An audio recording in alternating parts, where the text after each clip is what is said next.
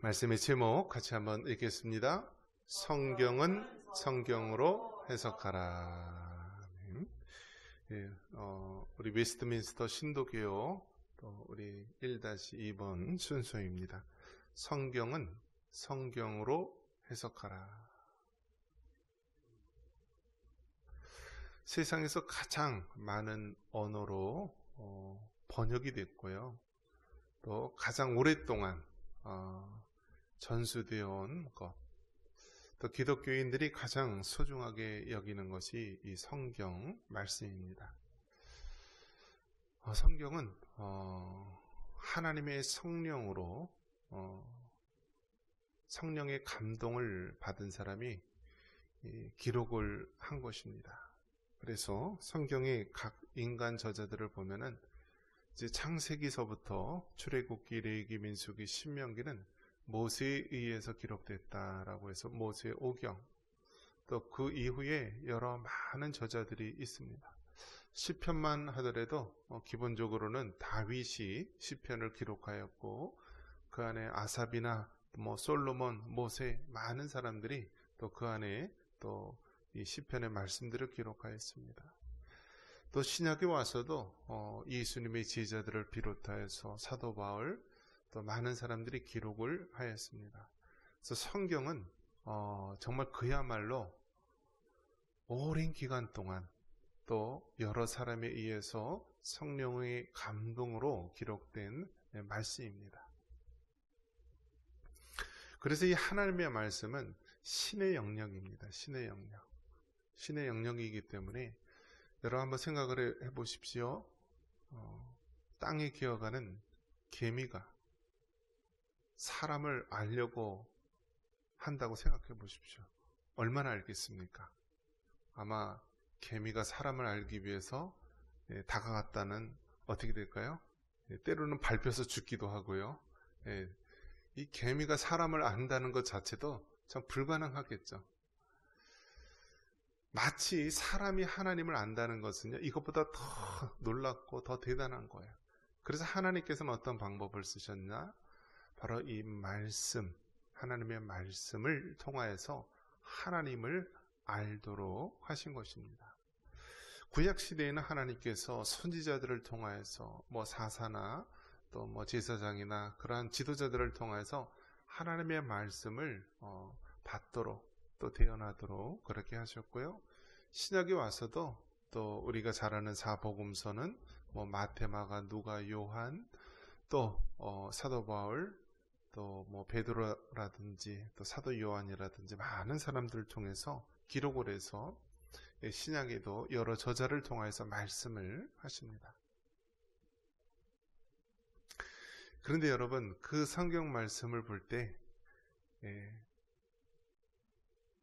여러 사람이 정말 여러 시대에 걸쳐서 그 많은 시간 동안 기록을 했지만은요, 그 모든 것들이요 일목요연하고 또 한 가지 주제를 향하여서 그렇게 나아가고 있다라는 사실은 정말 대단하고 놀라운 사실입니다.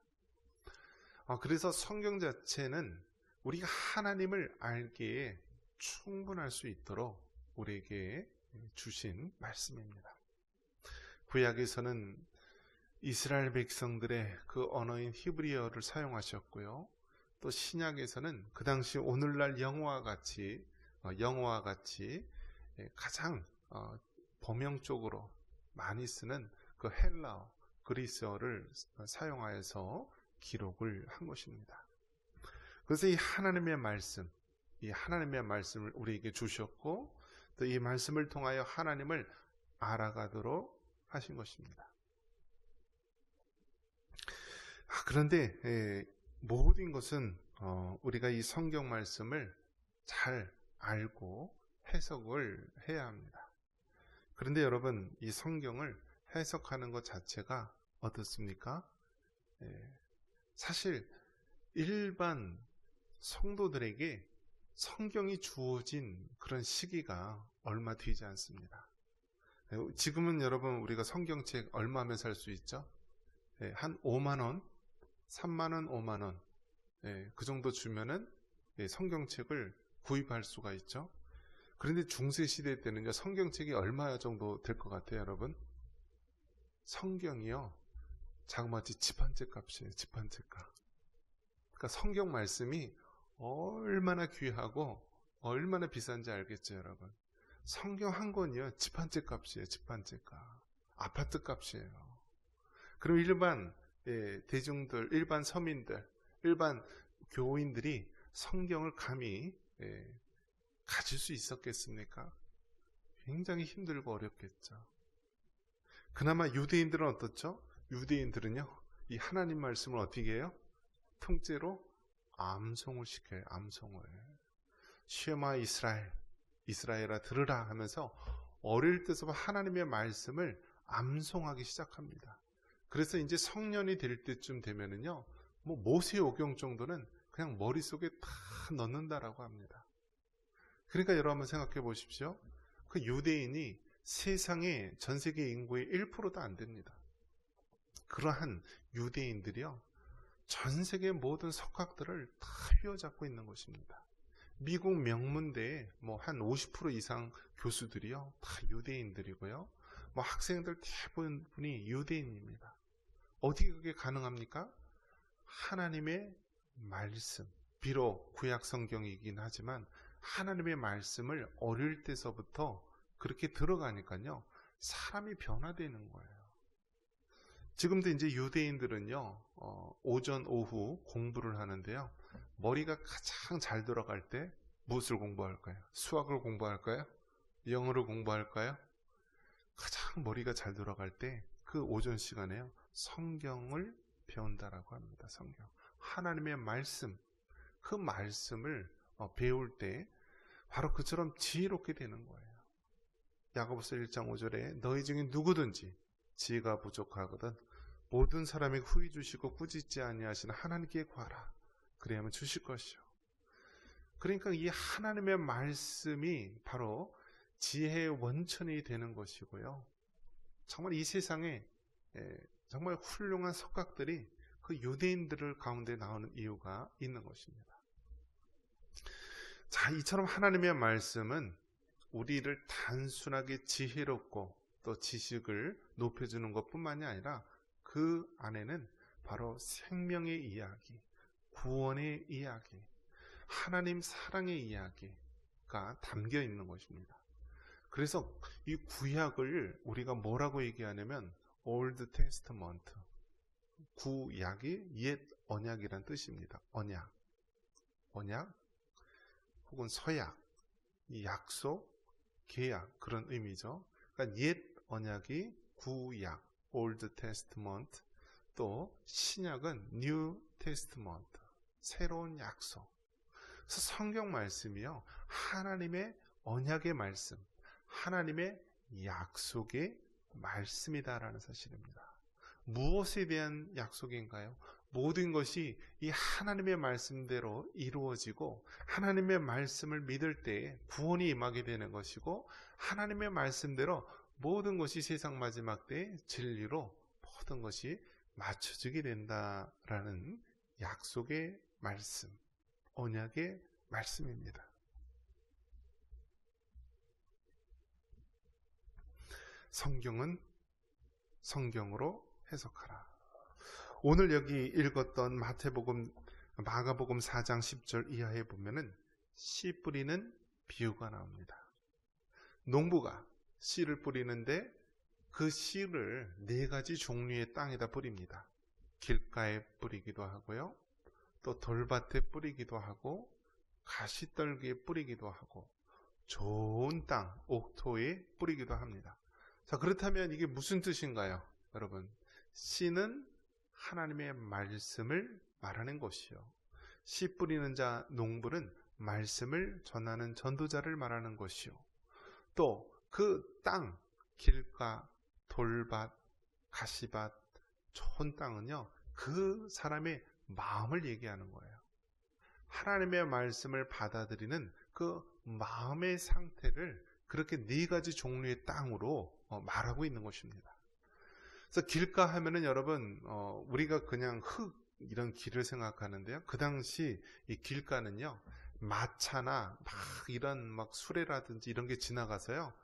그냥 이 돌과 같이 도저히 이 식물들이 자랄 수 없는 그러한 땅을 이야기하는 거예요. 그래서 어떤 면에서 보면 이 씨앗이 가장 자라기 어려운 조건이 길가의 땅입니다. 그래서 이 길가에 대해서 뭐라고 얘기하고 있나요? 이 길가와 같은 땅에 대해서 뭐라고 얘기하냐면, 자, 15절에 보니까요.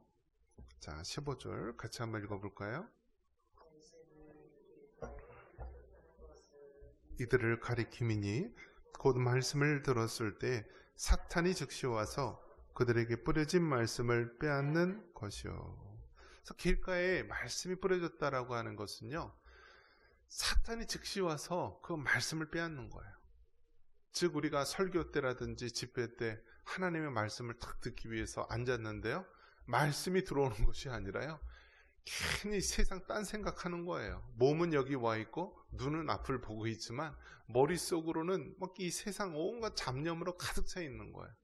이게 무슨 뜻을 얘기하는 건가요? 사탄이 즉시 와서 이 하나님의 말씀, 그 뿌려진 말씀을 빼앗아 간다라는 거예요.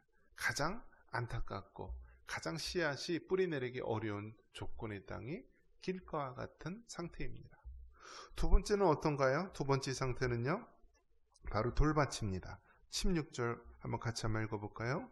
이와 같이 돌밭에 뿌려졌다는 것은 이들을 가리킴이니 곧 말씀을 들을 때 즉시 기쁨으로 받으나. 이 돌밭은 이 길가보다는 조금 양호한 상태이지만요, 길가는 어떻습니까? 이게 돌밭이에요. 돌, 그러니까 바위라고 생각하면 돼요. 바위에 흙이 약간 얇게, 흙이 먼지가 날려서 이게 흙이 얇게 도포된 상태. 그래서 겉에서 볼 때는 이게 흙처럼 보이지만요, 정말 얼마 지나지 않으면 이게 돌이기 때문에 나무가 뿌리를 내릴 수 없고 말라서 다 죽을 수밖에 없는 땅입니다. 바로 그것이 무엇입니까? 17절에 보니까 이것은 뿌리가 없어 잠깐 견디다가 말씀으로 인하여 환난이나 박해가 일어나는 때 곧 넘어진다고 말합니다. 그 환난, 박해. 하나님의 말씀이 우리 마음속에 이제 이렇게 떨어지게 되는데 무엇 때문에 이게 없어져요? 환난, 박해. 환난과 박해. 그러니까 우리 주변에도 보면은 평안한 때에, 평화로운 때에, 그런 때는 그 사람의 믿음의 상태가 어떤지 몰라요. 그런데 바로 이 환난과 시험이 올 때요, 어떻게 돼요? 돌밭에 뿌려진 사람과 같이 환난과 박해를 인하여서 하나님을 버리고 말씀을 버리는 자를 이야기하는 거예요. 자, 그 다음에 세 번째는 어떤 상태인가요? 가시떨기에 떨어졌다라고 말합니다. 18절 같이 한번 읽어볼까요? 또 어떤 이는 가시떨기에 뿌려진 자니 이들은 말씀을 듣기는 하되. 그래서 가시떨기는 조금 이 돌밭보다는 나은 상태죠. 돌밭보다는 흙이 많기 때문에 뿌리를 더 깊이 내릴 수 있고요, 또 뜨거운 태양열도 견디면서 자랍니다. 그런데 그 주변에 가시가 있어요. 가시가. 그러니까 어떻게 해요? 더 이상 자랄 수가 없는 거예요. 더 이상. 바로 이런 사람은 어떤 사람이냐면 19절에 보니까 세상의 염려, 재물의 유호, 기타 욕심에 빠져들어서 결실하지 못한 자라고 말합니다. 즉 여러분 어떻습니까? 믿음의 그 모습을 보면은 환난과 박해는 견디지만 의외로 세상 염려, 재물의 유호, 이런 기타 욕심에 대해서 넘어지는 자들이 있다라는 거예요. 넘어지는 자들이 있다. 그럼 뭐 박해라든지 어떤 외형적인 그런 두려움에 대해서는 그래도 막아내고 이겨낼 수 있는 힘이 있는데 의외로 미혹에 약하다는 거예요. 돌에 약하다, 성적인 부분에 약하다, 그런 사람들 바로 가시 떨기와 같은 그러한 땅의 모습이죠. 그래서 마지막 네 번째가 어떤 상태인가요? 좋은 땅에 뿌려졌다라는 것입니다. 한번 같이 한번 읽어보겠습니다. 좋은 땅에 뿌려졌다는 것은 곧 말씀을 듣고 받아 30배나 60배나 100배의 결실을 하는 자니라. 그래서 결국 가장 이상적인 것은 길가나 돌밭이나 가시떨기 땅이 아니라 좋은 땅, 바로 좋은 땅. 여러분의 마음이 좋은 땅이 되어야지 바로 하나님의 말씀의 씨앗이 우리 마음밭에 심어져서 30배, 60배, 100배의 결실을 맺게 된다는 것입니다. 이 말씀을 누가 했어요? 하나님이신 예수님이 해주신 거예요. 하나님이 왜 이렇게 비유로 얘기했느냐? 바로 이것이 영적인 진리이고요. 이 비유의 말씀을 통하여서 그 깊은 의미를 깨달을 수가 있고요. 세상 사람들은 아무리 이 씨 뿌리는 비유를 해도요, 깨닫지 못하고 오직 하나님의 성령으로 구원받은 사람은 이 깊은 진리의 말씀을 깨달을 수 있다는 사실입니다. 그렇기 때문에 여러분, 이 성경 말씀, 하나님의 말씀, 서점에 가면 살 수가 있어요. 뭐 돈 몇만 원 주면 살 수 있어요. 하지만 모든 사람들이 이 돈 몇만 원 줘서 성경 찾아서 읽는다고요? 알 수 있을까요? 아니에요. 몰라요. 소기의 경이 있듯이요. 모르는 거예요. 왜요? 바로 이 하나님의 말씀은, 그 말씀을 누가 기록했나요? 성령으로 기록했기 때문에 하나님의 성령으로 거듭난 사람이 아니고서는요, 그 깊은 진리를 깨달아 알 수가 없어요. 바로 예수님께서는 이 비유를 통하여서 그 깊은 진리를 깨달을 수 있도록 말씀해주고 있는 것입니다. 하지만 어떤가의 세상은요, 이 하나님의 말씀을 왜곡하고 오해해서 얼마나 많은 이단과 사이비, 거짓 선지자들이 많이 있는지 모릅니다. 마태복음 22장 29절에 뭐라고 얘기하고 있습니까? 예수께서 대답하여 이르시되 너희가 성경도 하나님의 능력도 알지 못하는 고로 오해하였도다.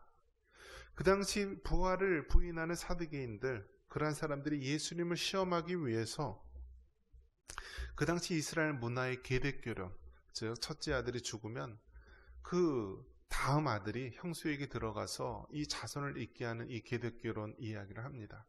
그렇게 돼서 결국은 그 7 형제가 다 죽고 그 형수도 죽었는데 천국에 가서는 그 형수가 누구의 아내가 되느냐, 이런 질문을 함으로써요, 예수님을 시험에 빠뜨리려고 하는 경우가 있습니다.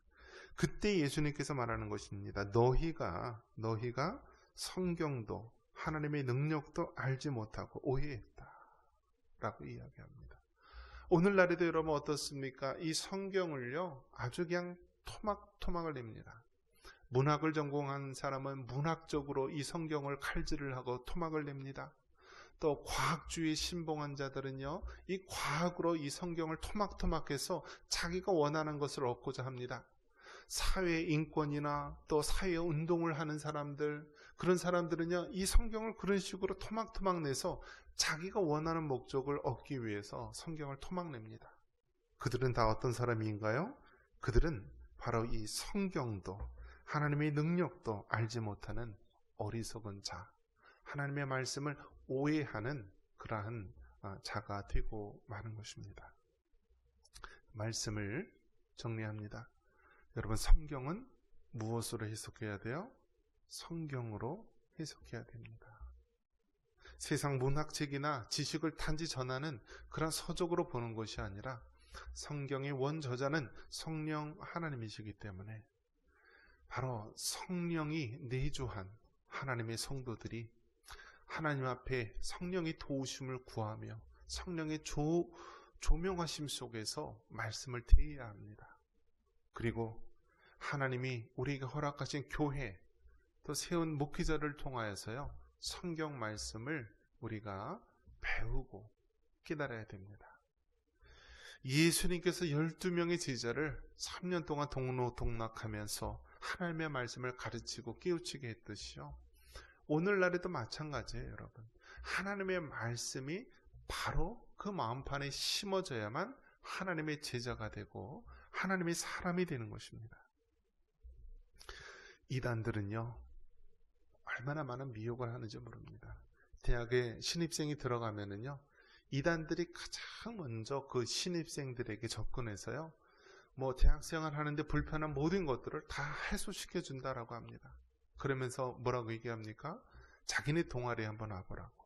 성경 말씀을 가르치는데 얼마나 잘 가르치는지 아주 귀에 쏙쏙 들어오고 그렇게 미혹을 합니다. 그러면 그 모임에 가보면은요, 무료 성경 학교라든지 무료 뭐 가르침 다 이러한 것들을 보면은 그 이단과 사이비들이요, 그렇게 미혹의 말씀으로 많은 젊은이들을 그렇게 잘못된 길로 인도하고 있습니다. 여러분, 마지막 때가 될수록요, 하나님이 세우신 교회 또 그 목회자를 통하여서 우리가 하나님의 말씀을 바로 배우고 깨달아야 합니다. 또 부모님을 통하여서 우리가 어려서부터 하나님의 말씀을 늘 가까이에서 체득하고 경험할 수 있도록 해야 합니다.